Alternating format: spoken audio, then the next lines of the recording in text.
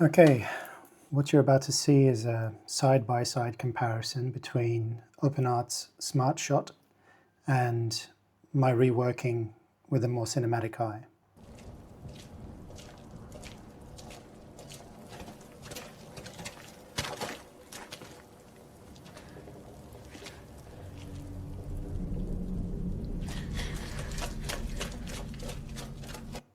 That was Smart Shot. Now here's mine.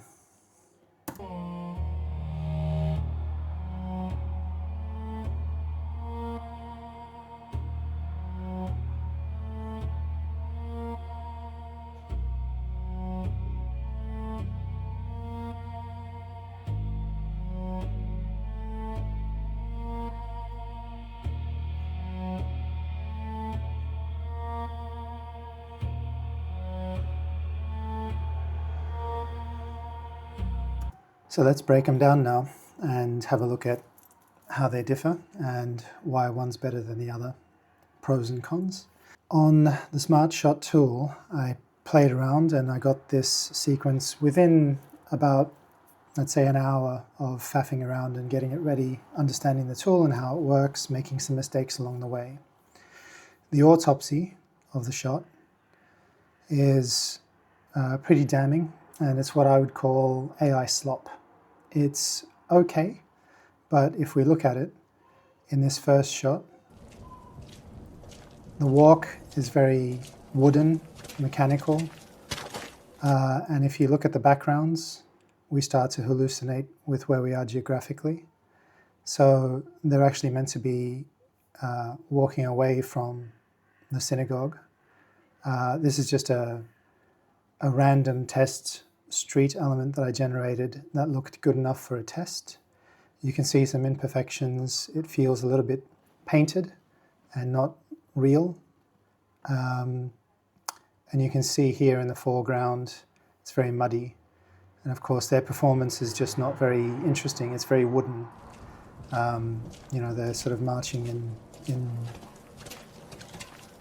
sync with each other. And this is the worst culprit because the entire environment's changed from the one that I gave it. The spire of the synagogue is wrong, and one of the thugs, which was meant to be the heavyset fellow in the middle, has been turned into a modern or more modern, later age 18th century Yiddish Jew. And I think that there are some inconsistencies with the prop, the lantern, so that's more of a triangular one. In that one, she's holding it. In this one, he's holding it. And in this one, he's holding it possibly in a different hand. That's between them, that's outside of them. So there's a lot of issues with Smart Shot, which I'll get into, but let's have a look at my one then, which took longer. So let's compare 1 hour to something more like a couple of days because I take my time with it. So it's really a question about speed versus quality. So in this first shot,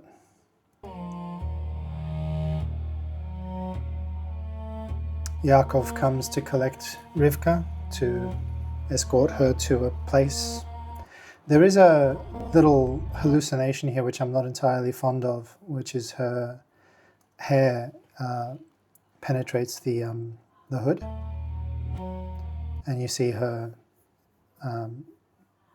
hair here in the front of her as well. But the scene looks a little bit more realistic. You see more practical brickwork. It feels a little bit more, it's still a little bit painted. It's not entirely perfect, but certainly better than that kind of semi-real painted background that we had before. This is a much more ominous kind of setting for these three thugs silhouetted in the tunnel. It immediately establishes ill intent, danger. Who are they? Mysterious. And what I asked for it to do as well is just to have two of the thugs come out later on. So this is me having a little bit more control per shot and per re-roll when I make individual shots, as opposed to letting a storyboard scripted or primed prompt just to have a go at it. If I find that I do these things one shot at a time, that I get a lot more control and I can change the details as I see fit. So 2 of them will come out of the alleyway, and it leaves you questioning, is that an AI mistake? But no, because we'll find out what the third guy's doing in the shot after.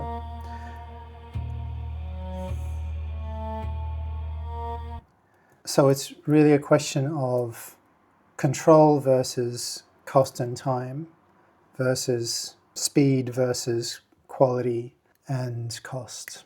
So the question is, do I feel as though doing it the fast way is worth it? If you're on a budget, absolutely. And you just want to ram out the story, because sometimes if your story carries through, you're probably okay to, or you're probably forgiven to have some inconsistencies. The problem is that the inconsistencies in the Smart Shot tool are just too much, too many errors and too many inconsistencies. And it's definitely worth my time and my money to get something that I feel is visually stronger and tells a more compelling story, something that has a little bit more control and a bit more of a cinematic eye. But before we completely write off the Smart Shot, there is a settings trap that you should be aware of, and also a way to potentially get an extra asset or extra characters into Smart Shot. So let's dive into the nitty-gritty of what you get when you create the Smart Shot through the OpenArt tool. And I did 3 variations of the storyboard, and I noticed that there are some minor problems. You kind of have to make sure that you're always using the highest quality or at least a higher quality image generation. Smart Shot, I believe, uses GPT Image 2. If you select low quality, medium or high, high will have the more legible text and better quality images. So when you pick low quality storyboarding in the Smart Shot tool using GPT-2, you'll see a couple of issues with the text being poor quality. And that can, like this word fog, but if we go down here, you'll see that says puddles, but and I don't know what ruts and puddles is legible enough. Shallow, foreground. I think that an AI generative tool will struggle to actually read some of those words and potentially cause some issues with hallucinations. This was the first asset sheet and storyboard sheet that I made, and I wanted to make sure that it was simple and not overcomplicated. I wanted to keep it to just 3 shots because I knew that these things needed time to breathe. And in the storyboard, what you can see here as well is even the storyboard has hallucinated her. She's a different woman here. Here, I can't tell who these people are. They shouldn't be facing these guys. They should be facing away. And here as well, you can also see that there are some hallucinations in terms of the backgrounds here as well. They're not consistent with the environment that I fed it. So I'm really not sure how the AI model interprets these stills and how it constructs its edits, but it explains why I'm seeing quite a number of inconsistencies in the environment and a lot of hallucinations. I then also discovered that if you generate your Smart Shot at a certain resolution in the settings when you generate it, see here it says 16:9 480p 15 seconds. That apparently, I believe, locks the scene into those settings, and I don't want to be generating this one that's at 480p. I need it to be a higher res output. So I'm not going to hit the generate video button here. I've spent quite a few credits on it already. But here, if I look at this one, I reset the settings to 720p at 15 seconds. If I go to the tool itself, you can see here that the current output says 16:9 480p 15 seconds, sheet quality medium. So I think that for your sheet quality, it's going to have to be high.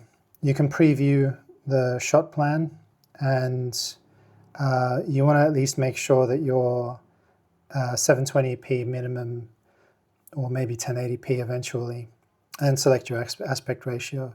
In some cases, I wouldn't mind being able to see a long form 21 by 9 in the aspect here, because I think there's a strong argument being made on other ecosystems and other chats that you get a more cinematic feel to your generations if they're wider. So I'm not going to bag the Smart Shot entirely. I see some people creating some interesting things with it. But what I would say is that it's not a bad tool for getting a rapid prototype of a scene just to see how it feels. And I do admit that I kind of used it as a reference, because in my mind I said, hey, I want these shots. And after seeing it, I then went scouting in another tool called World Builder, which will be coming up in another video. And eventually I ended up just getting Nano Banana and GPT Image 2 to generate a whole bunch of different streets and angles and places. And I was able to sort of feel out a better sequence of events and something more cinematic that tells a bit more of a story. This is what I'm calling one beat of a scene, where in beat 1, it's the stalking scene. In beat 2, there'll be a confrontation, and in beat 3, it'll resolve. And so I like to work in the rules of 3. In every story has the rule of 3. 3 sisters, 3 wives, 3 mice, 3 lives, 3 wishes, 3 keys, 3 doors. You know, it's a very magical number, which I like. Something else that I probably learned about the Smart Shot tool is you can, I think, cheat it a little bit, because it only allows you 3 or 4 assets. So I think it was an environment and 3 characters. And I actually fed it a character sheet which had 3 separate characters in there. And it did interpret them in the style sheet, but it must have fallen over in the model, how the model read it, because it didn't actually produce that 3rd character in the end. It's pretty nice that it gives you a floor plan. And I do find that it's helpful to be as descriptive as you can be in generating this thing. Maybe it needed a little bit more prompting, but I was hoping that a lot of that information would already be broken down into the 3 beats or the 3 shots in the storyboard. So that's the Smart Shot tool. If you want to just get a rapid prototype of a scene or a beat, with a bit, an hour of sort of faffing around, then that's fine. But I think for a more serious kind of granular project where you need a bit more control, the more manual kind of thoughtful method's good. But I'll say it was useful in terms of just getting me a quick prototype of a scene. Aside from criticizing the hallucinations, I could see potential, and I could build on that and adjust it. So use it as you see fit. So in the next video, I'm going to show you what I tried doing in the World tool, in which I created that particular set. Let's say I built that set, I constructed that set, and I'll show you where that fell over and where it worked well. But it is a tool that provides a solution to a problem that I've been having, which is consistency in environments, which we've just seen with Smart Shot. So I'll see you in the next one.